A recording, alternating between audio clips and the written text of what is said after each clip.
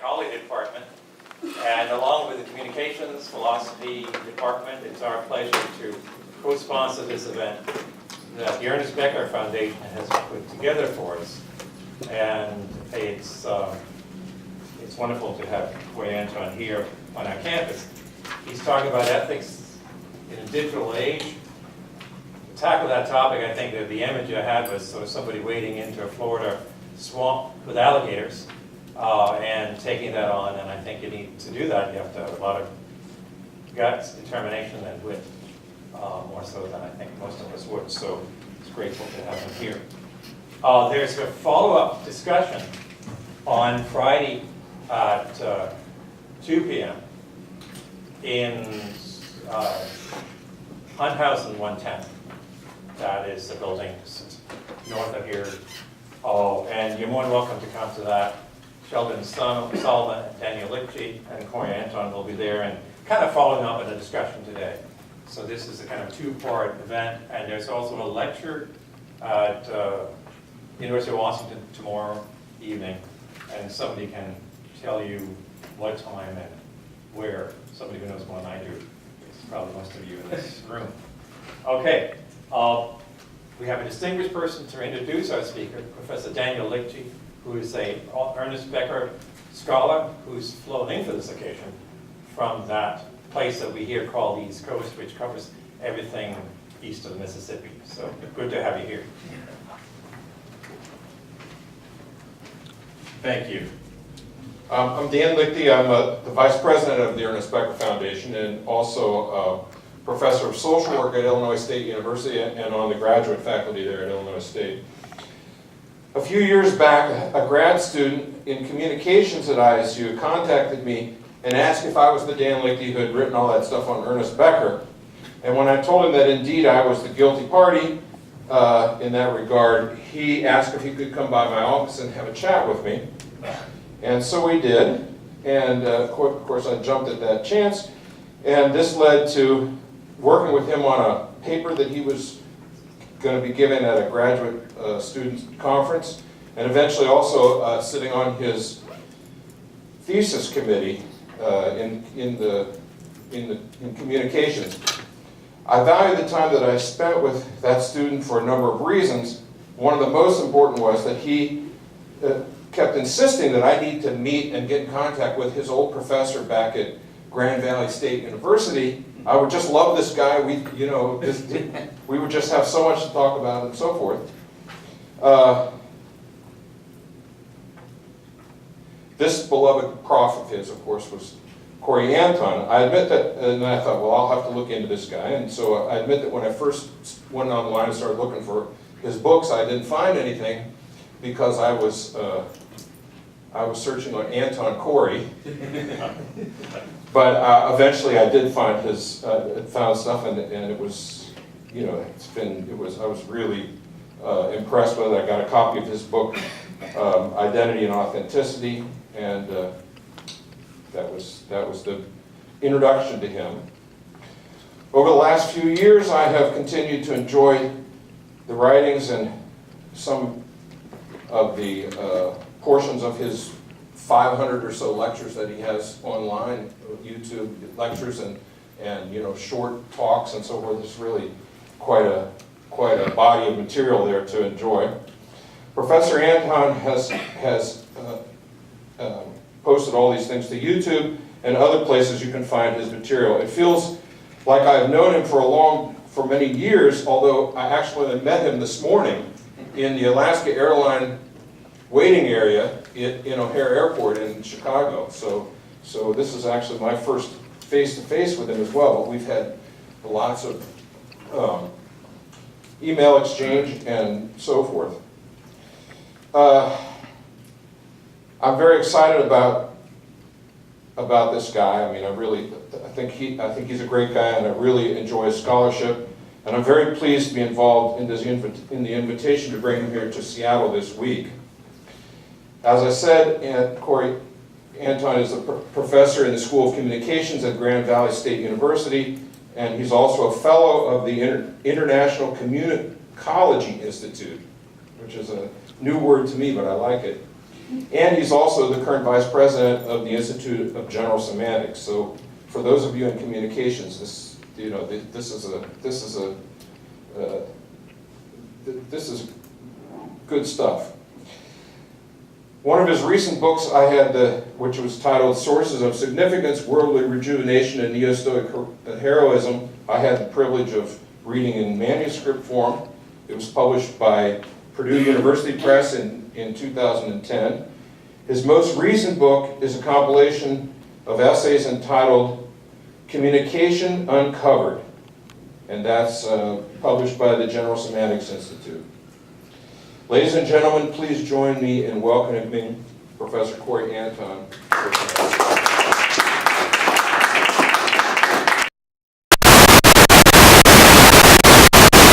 Introduction, Dan, and thank you everyone for having me out here. It's really an honor to be here. I appreciate all the time and energy that went into bringing me out here.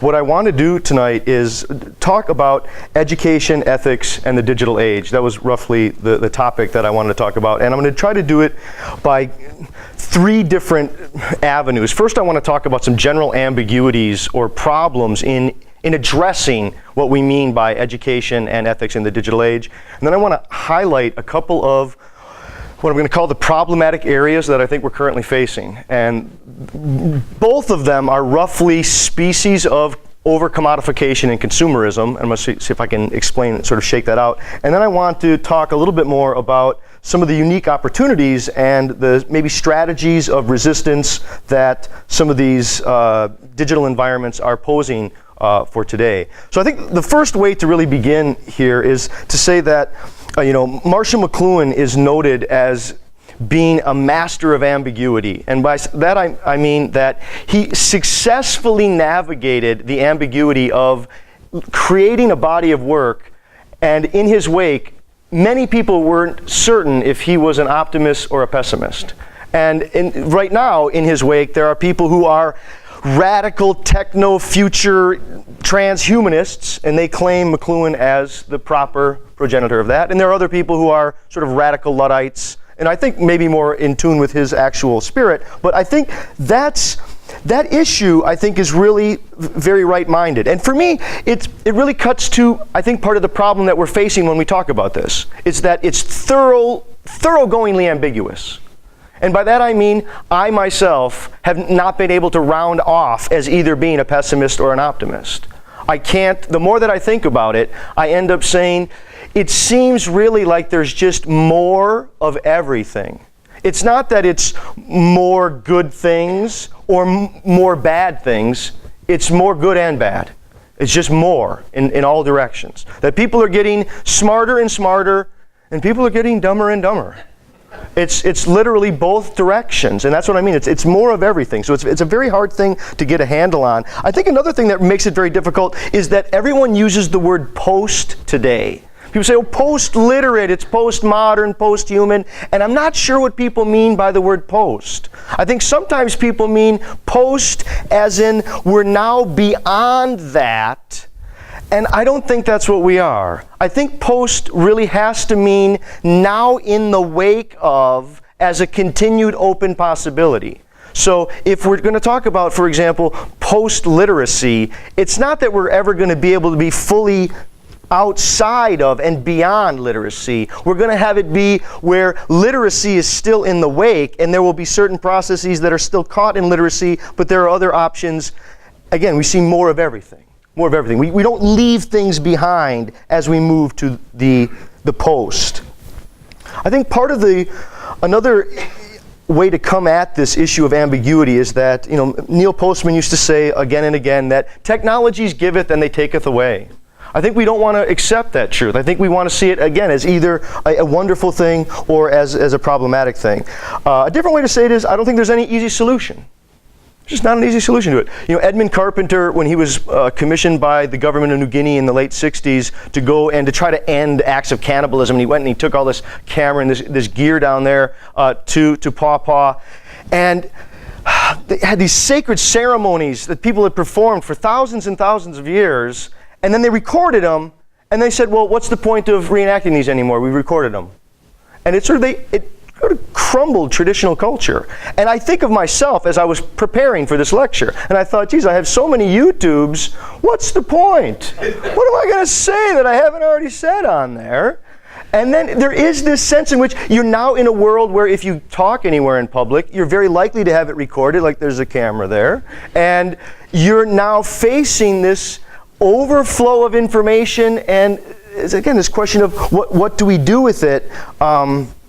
I guess part of the problem is again, this ambiguity is how do we address I'm going to call it the need to be high performance, the need to be someone who's really trying to achieve by way of these technologies in an individualist way, with the tension of how do we realize that these are largely technologies of inequality, and how can we help these become more technologies of social justice. I think that's one of these tensions that goes all the way through the discussion. Okay, so again, with that said, hopefully that's going to be in the backdrop of all of the things I'm going to say, that there is this kind of ambiguity, there's no easy solution, and there's kind of more of everything where we're dealing with it both optimistically and pessimistically. Okay, so if I wanted to identify some of the major challenges that we're facing, I think the most significant one is widespread, rampant, a kind of consumer mentality. And this is more for the students here, I guess, than the faculty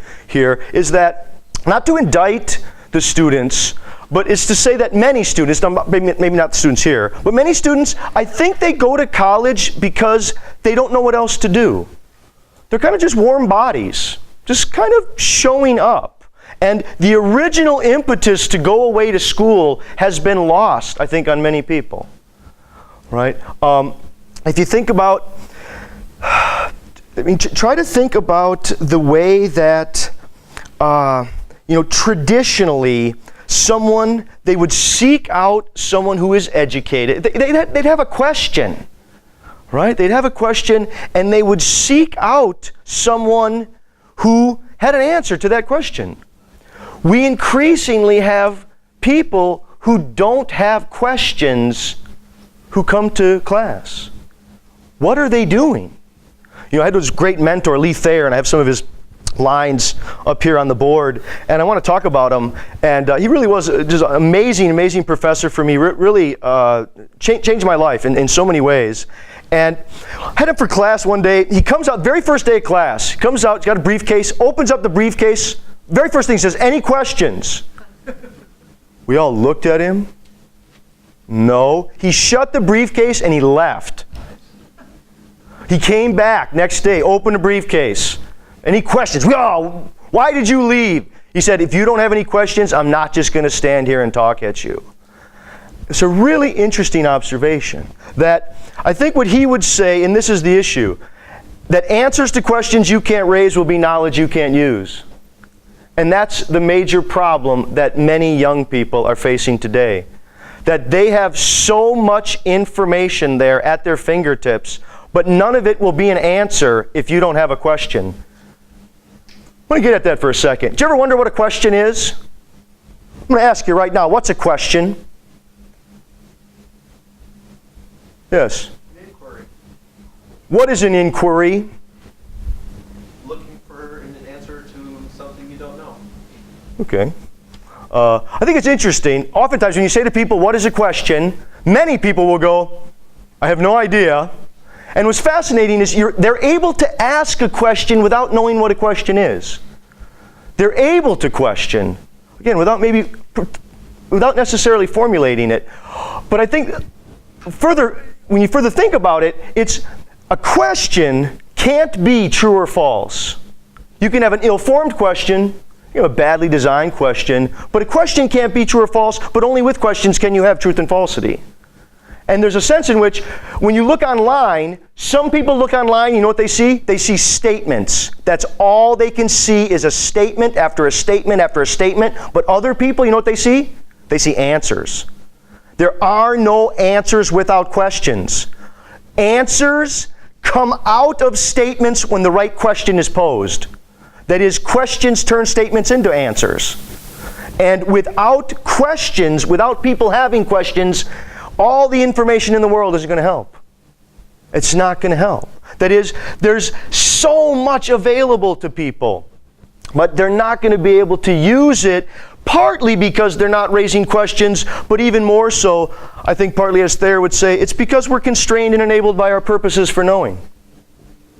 That if we don't have grand purposes for knowing, it's hard to know things. So if you come into a class and some person wants to learn this material for life, and some other person wants to spit back a reasonable response on an exam, they will qualitatively know that material differently. There's a qualitative, embodied knowing that has to do with grand purposes, and I think this is part of the problem that we're facing, is that I think many people, they sort of imagine, I think, that everything is known. They kind of can't imagine having a question. They think, well, everything's kind of known. They're lacking that sense of what would it mean to have a question. Let's get at this, ask another question for you. I think a lot of people, we imagine the sciences as being, the epitome of what we respect in the academy. So the sciences are very serious. And then there's communication. People study communication. It's funny, whenever people start to diminish the importance of communication, I always love to ask them, just point blank, what is information? What do you mean by the word information? Information is an incredibly complex phenomenon. Right? I think there's many different kinds of information. But at the least, what I would argue for you is that there is no information in the world independent of organismal goal seeking. There is no information in the world independent of organismal goal seeking. What you have is variety. There's just variety. And then when organisms appear, they code that variety according to goal seeking, and it produces information. And this is why, imagine a student who says, well, I'm just going to go out and get a bunch of information and then from that pick my major. Sounds like it kind of makes sense, but it's really backward. That is, they're only able to generate the information they had from that goal of wanting to do that. Right? Goals, purposes, right? Questions, these are always in the backdrop, this sort of horizon of intelligibility that I think potentially, arguably, is waning. It's being lost. That people, we call it the exteriorizing of mind. People no longer interiorize information or knowledge. If you go to people who are in their 70s or 80s and you say, how many phone numbers can you tell me? How many poems do you know by heart? Tell me some epic stories. They will be able to tell you some. You go to people in their 40s, starts to get a little skinnier. When you get to young people and you say, how many poems do you know by heart? They look at you like you're insane. The what? Know by heart. They don't even know their own phone by heart. They pull out their phone to look. Right? There's this diminishment. They say, well, why would I need to know it? A common response. People say, why would I need to know it? If I need to know it, I'll look it up. This is the sense that when you have the cell phone continuously on you and you can Google search, you get a kind of Google search mind. You imagine that you can always just have information right there readily available.